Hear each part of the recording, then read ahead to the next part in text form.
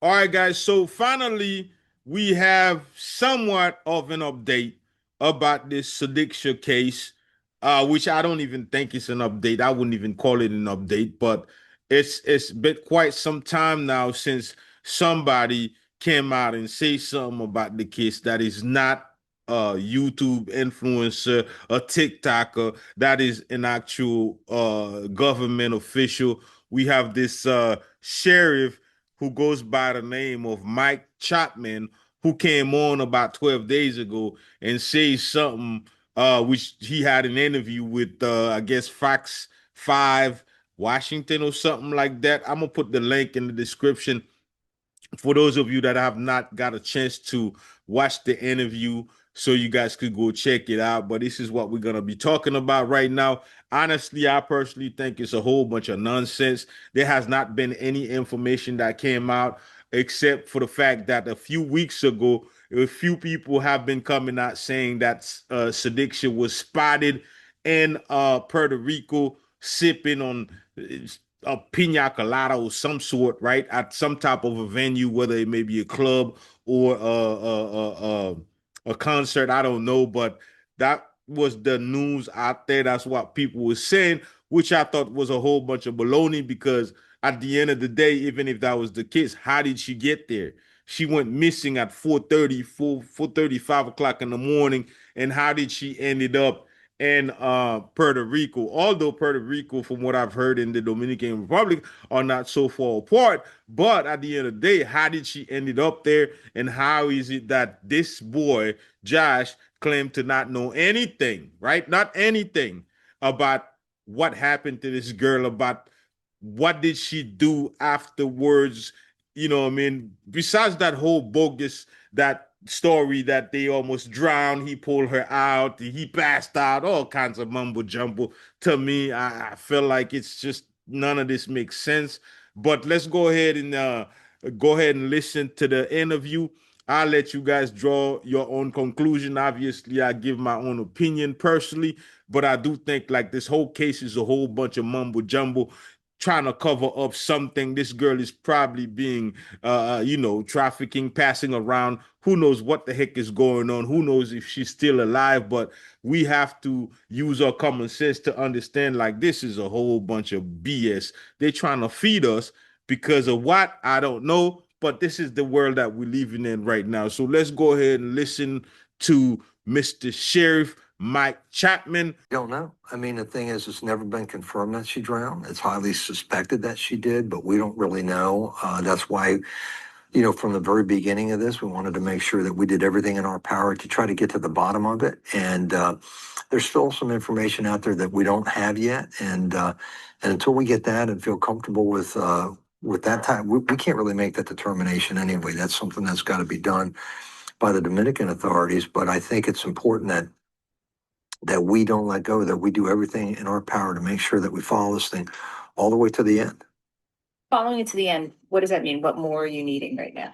Well, there's some, as you know, we sent detectives down there. We were very busy with our detectives. We were getting information kind of third hand that was coming in, and it wasn't all that consistent. So I decided at that point, since she was a resident of Loudoun County, to send our own people down there to get it firsthand, talk with the Dominican authorities, talk with the people involved, see if we could get interviews with any of the witnesses, and do that in addition to what's going on with with the FBI being involved in this, and HSI and the Dominican authorities. So we had the FBI, HSI, Dominican authorities, all of these people were down there.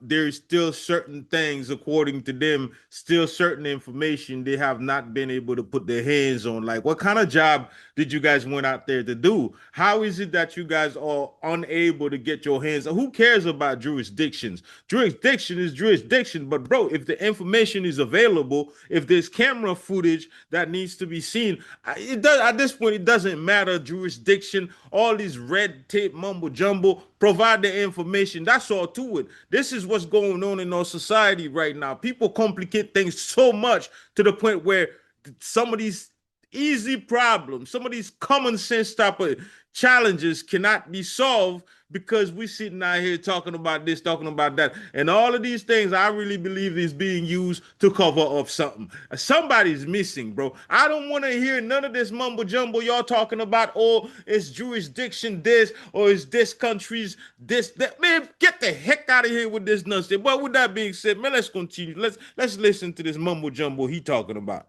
It doesn't sound like that's common.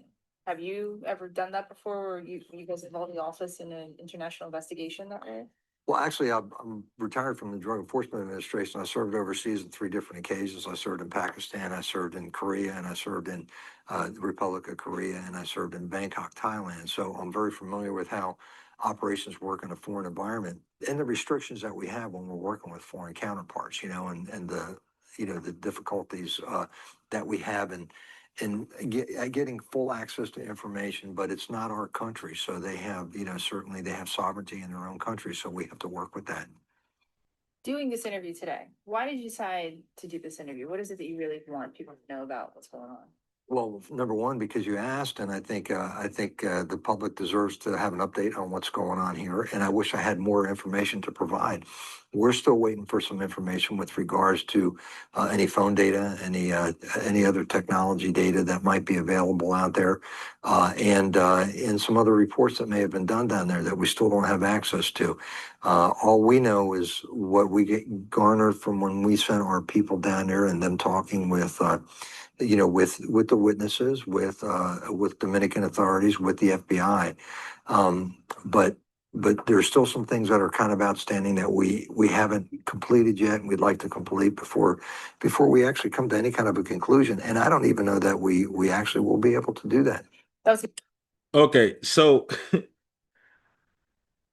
I don't even think we'll be able to actually get to some type of conclusion, right? So, and there's still information out there that they have not been able to get their hands on. And it's been way over 3 months since this girl went missing. And then they went quiet, right? And he says that, the reason why he came out and did this interview is because, this lady having the interview, hosting the interview, asked, and because he believed that the public deserves some type of update, right? Which actually was not an update because you didn't give us any new information. The only thing based on what's been said so far is the fact that you pretty much letting us know that you guys have not really been doing all that you can do. You guys have pretty much have not really been doing anything, right? If there's information out there, the information should have been you guys should have been out there trying to get this information as soon as possible, because at the end of the day, so now we moving at a pace of a snail, and while this girl could be somewhere, either she's being trafficking, either she's being abused, either she's been who knows what, right? This girl could have been saved. Who knows, right? This girl could have been saved on the first few days, the first week. The second week, she could have been saved had everybody really take it up on themselves to take this case seriously, to accumulate as much information as there is out there to ensure that they got to this girl as soon as possible. But no, right? The key suspect, right? Alleged suspect, in my view, should have been the boy that was with her at the last minute, right? He was interviewed as a suspect. I mean, as a witness, right? Which didn't make no sense. A lot of the people that were supposed to be questioned did not get questioned. And a lot of stuff don't make no sense whatsoever. You can't come out here and try to tell us that you guys did everything that y'all could. It just doesn't make sense, bro. But anyhow, let's go ahead and continue. So now I'm gonna say one more thing, right? I'm gonna say one more thing. The only reason why this man's coming out here talking to us, having this interview, is because they notice that we're not stopping. People on the internet are not giving up on the case. And I think this is why they feel like they got to come out and say something. If everybody was quiet, nobody was talking about this online, nobody was making videos about it, I guarantee you these people would not be out here talking about this case. Tell me if I'm wrong. Let me know what you think in the comment, but let's continue with this interview. Question. I mean, do you think that the Dominican authorities are going to work with you all in getting answers to these questions? That's a tough call. I mean, we don't have anybody stationed down there. I mean, we have to work through our counterparts down there. So we have to work with the embassy down there. We have to work with the people, the Americans that are signed to the embassy, whether it's HSI, FBI, DEA, whoever the case is down there. Because when this first happened, we reached out immediately to our counterparts down there to work with the Dominican authorities, and that's what we have to do. We don't really have any jurisdiction outside of Loudoun County. But we do want to get to the bottom of it because she's a Loudoun County resident, her family lives here, and we want to make sure that we're not leaving any stone unturned.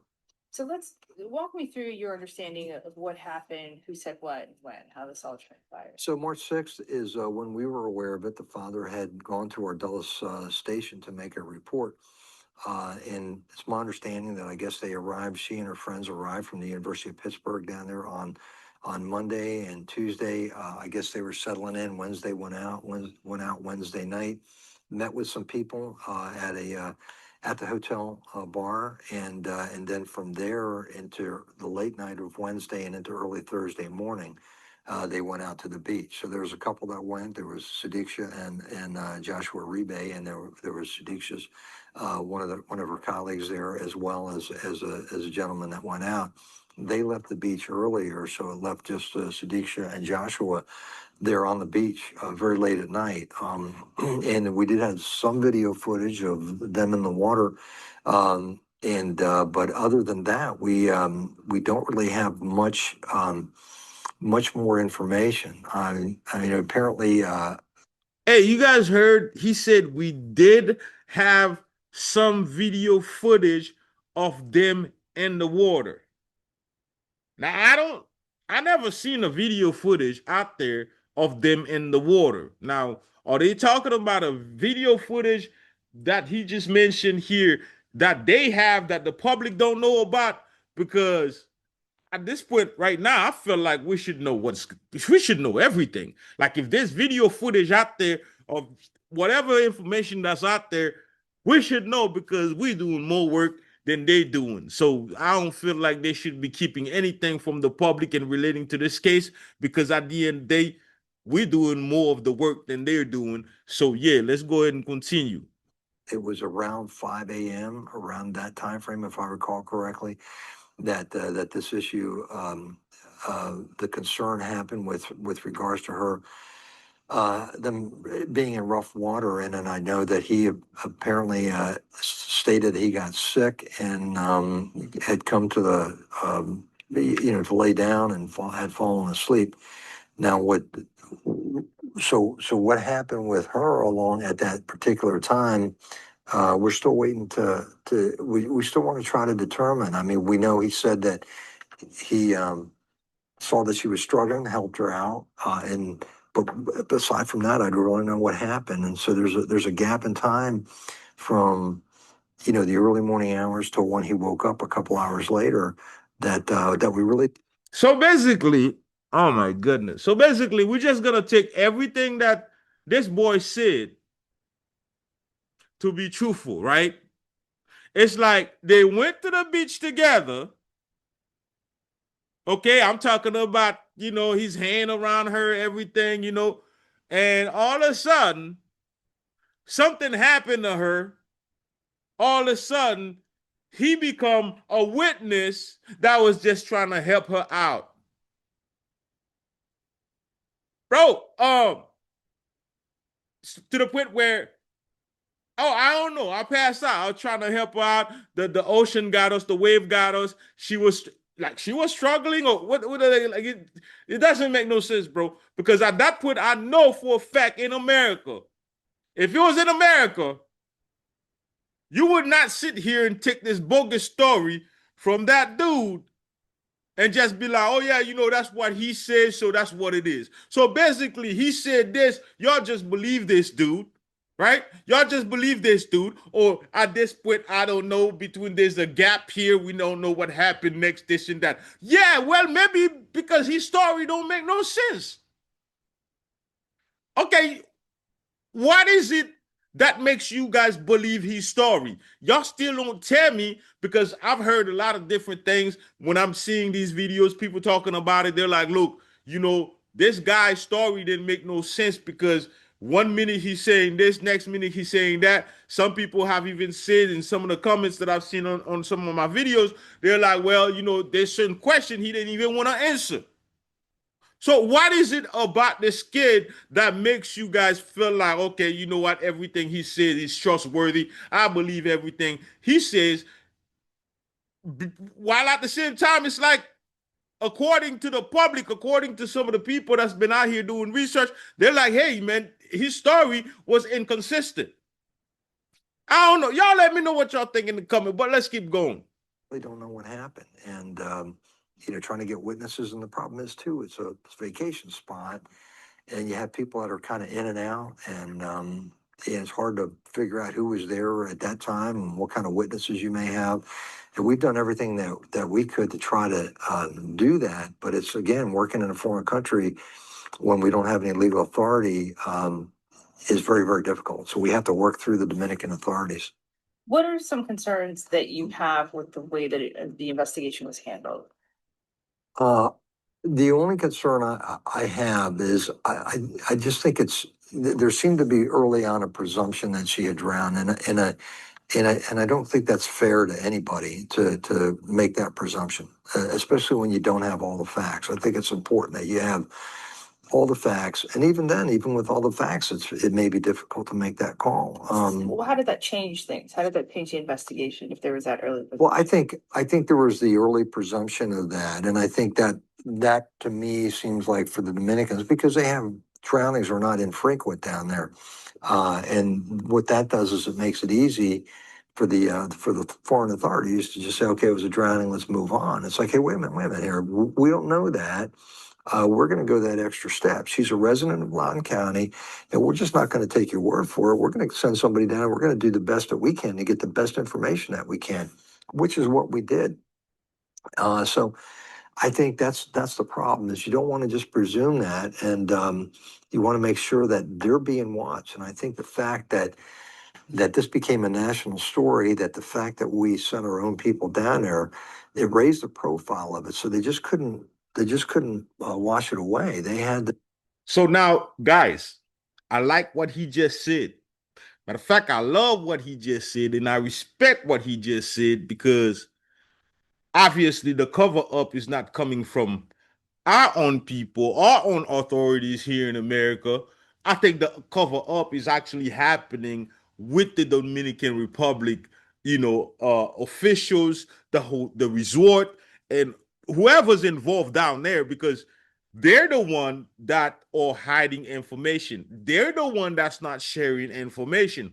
So, and I do agree with what he just said, because the U.S., if the U.S. don't have jurisdiction in that country, there's only so much that can be done, although they can apply pressure. But if the Dominican government don't want to release information, it's going to make it hard for the United States government or to do anything to help the case move forward, to come up with new information, this and that. So I think it's more so like it's a battle back and forth, like, hey, I need this information. And now these government officials over there in the Dominican Republic are just taking their precious time, or even try to see how they can sway people's attention away from the actual case, from what really happened, right? Because if they're not releasing any information, there's only so much that can be done. And I think this whole news that came out not too long ago saying that Sudiksha was spotted in Puerto Rico, like I said, it was a way to sway people's attention from what's really going on, to actually put the focus somewhere else and have people looking somewhere else, talking about Sudiksha being somewhere else, so they don't really focus on the Dominican Republic, especially on the resort. Why is the resort not releasing every bit of information that they have, every bit of film on what happened on this case? Why is it? Right at this point, I can't blame the American officials, because there's only so much that they can do. But then again, I don't know, right? So let's go ahead and continue. Like I said, I don't want to make this video too long, but I think it's very interesting. It's very important, because this is the first bit of information that we have in a very long time since this girl was announced to have been drowned, right? Although they have no proof. And this is another thing he said that I like. She's like, yo, you can't just say she's drowned. You have no proof. You have no proof. Why would you just come out here and assume that she's drowned? There's no proof. There's no body. There's nothing. If you're not trying to cover something up, you would do a proper investigation, find out what's really going on, at least find some clues to draw out a conclusion. You just conclude that, hey, you know what, she drowned. That's it. What does that take? Oh, so this is my question to the Dominican Republic. Officials, whatever, government. Is this how you guys handle things when something happened to your own people? It's just, you don't really do an investigation. You just assume this is what happened and just, that's it, I'm done, right? That's how y'all handle things? Well, shoot. Hey, man, Sudiksha is a resident of the United States. We don't operate that way in this country. We don't operate that way. We don't assume, right? Let's go ahead and continue. They actually had to do some work down there, and they knew that they were being, the Dominican authorities knew that they were under the microscope, not just by us, but by the national media, you know, so I think that was important. So it sounds like you're saying that they really weren't investigating this early on. Well, I'm not saying that they weren't. I'm just saying it comes down to how much effort they're going to put into it. And I think the fact that we went down there, and the fact that we sent our own people, did our own investigation, did our own interviews down there, it kind of put them under the gun to pay better attention to what was going on, rather than just saying, okay, it's a drowning, let's move on. It's like, okay, well, now we've got people from the U.S. looking at us. We got the FBI, we've got Homeland Security, we've got the Loudoun County Sheriff's detectives are down there. Oh, by the way, it's making national news here, and international news for that matter. So it's like, so with all that being the case, it put them under the gun to be a little bit more conscientious about what they were doing. So you all left how many days after she was reported missing? We when did we go down? I think it was about a week later. I have to go back on the timeline on that, but I think it was so she was missing on that Thursday. I think it was about a week later, because we were getting information and it was secondhand, and it was a little bit inconsistent, and because you figure it's going through different people, so it's Dominican authorities going to the FBI, then it's going to us, and you know how information tends to get broken down or sometimes inaccurately transferred from person to person. And we didn't want that. We wanted to have our own firsthand knowledge of what was going on to the best of our ability, based on the circumstances, based on what we can actually do. But it sounds like then, so there's at least a week of not the thorough investigation that you would conduct here. Well, the thing was, I think the FBI was doing what they could with the authorities down there. And I think HSI and, because we had originally contacted HSI and they started in, and I think we had some DEA contacts down there, and then the FBI got involved, and the FBI basically took over several days later as the point down there for this. Okay. So then our communications were directly with the FBI, but the FBI is still getting it secondhand. I mean, they're still getting it from Dominican authorities, and so it was like, hey, wait a minute, let's just send our own people down there. Let's just go down there and find out what we can firsthand. I mean, we want to make sure, and we take every missing person very seriously here in Loudoun County. We want to make sure we're doing everything we can to work with the families and get these people back. And this is no different. And we're going to do that, whether it's somebody that's missing locally, regionally, or internationally. We're going to do the best that we can do to find who's missing. So before I ask you about your team on the ground, I want to backtrack a little bit. There was some early reporting of inconsistencies in Joshua's story. What were those inconsistencies? Well, I would say that it had to do with to me, it was when he got out of the water, and what happened at that point. So he got out of the water, and I know he was at the time, he was vomiting, and he laid down, and I understand that that's when he fell asleep for a few hours. Okay. The question to me is like, well, what happened right when he got out of the water, and how, did he see her? Did he help her? Did he see her walk away? These are the kinds of questions that still kind of, I'm still not quite sure on exactly what he saw, what he did, and then communications with his roommate and who went back to the beach to pick up the belongings and all that. So there was a little bit of inconsistency, not a great deal, but a little bit that was kind of like, hey, we need to nail this down a little bit better. So, I mean, You guys notice that, that he doesn't really want to just be too direct. I don't know. I'm wondering like who this guy father is, like this Josh dude. Like some people said he's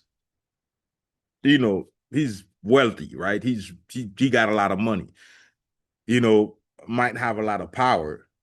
So, hey, when somebody can afford you know, a lot of lawyers, hey, even government officials are afraid to speak on things directly without having actual evidence, which I do understand. We're living in a country of law, but at the end of the day, we can't say it's a little bit of inconsistency. It's a lot of inconsistency. I mean, come on. Like we seen the guy, holding a phone, going with the girl, and turn around and talking about he didn't have a phone. His friend had the phone, and he went with the shirt, came back with no shirt. Nobody knows what happened to the shirt. Just like he says, did somebody went and get their belonging or whatever? Yeah, there's a lot of information that's missing. So we can't say that it's a little bit inconsistency. It's a lot of inconsistency. But I will say shout out to Mr. Chapman, Mike Chapman, because I think he did a great job with this interview. Now, I don't know how much he's holding from the public. I don't know how much, but I feel like it's a great thing that he came out and actually just speak on the case, right? Even though he didn't give us some new information, but now we're able to look at it from their own perspective, from their point of view, and to know that they're actually still doing something about it to kind of give us some more of an insight about what went on, what's going on. You know what I mean? It kind of really help us as the people that are still fighting to solve this case, to have something to move forward with, to keep on fighting. I'm not gonna keep playing this because we've already went through 11 minutes and 37 seconds. If you do want to go and listen to the rest of the interview or the full interview, click on the link in the description, so you could actually go listen to the interview. I do think that for those of you that care about this case, that care about finding Sudiksha, I think this would be a good information for you guys. I came across this days ago. I just didn't have a chance to actually come on here and made content about it. I wanted to make sure I had time to sit down and watch the full interview. Like I said, once again, shout out to Mr. Chapman. Appreciate you guys for keeping on working on this case, trying to get the information that is missing. Trying to hopefully we come up with some new information. Hopefully, the Dominican Republic officials decide to do a little bit more work and release whatever information that they have, whether it may be videos. I'm pretty sure there might be some other videos out there that we don't have access to yet. I'm hoping that these get released. I'm hoping that we have witnesses that come forward. At this point, we don't know what happened. We don't know if she's still alive, and we don't know if she's drowned. We don't know nothing, right? And to come out here and conclude that she drowned when we don't have no type of evidence that indicate that she did drown is ludicrous. It's absurd. That's not the way we handle things, right? We don't just close a case based on assumption. We at least have to have some type of evidence, some type of clue that shows us, hey, this most likely this is what happened based on this clue, based on this information. If you can't find anything else, then you conclude with, hey, this is what happened based on the information that you have. So this whole drowning thing that they try to throw in our faces it didn't come from any type of clue, any type of evidence. It was just solely based on an assumption, which I agree with what Mr. Chapman said, is that, listen, you can't just assume that she drowned and then that's it, right? So my question is to the Dominican Republic government is like, yo, is this how you guys treat a case when something happened to your own people in your country, that you guys just assume and you guys agreed to close a case based on assumption, or do you guys do something different? If you guys do something different, then at that point, why is it that the Sudiksha case is being treated different? Is not, you guys are not putting as much effort as you should to find clues and evidence as to what happened to her, instead of saying that, you know, we're just gonna conclude that she drowned. Anyhow, let me know what you guys think in the comment. Peace.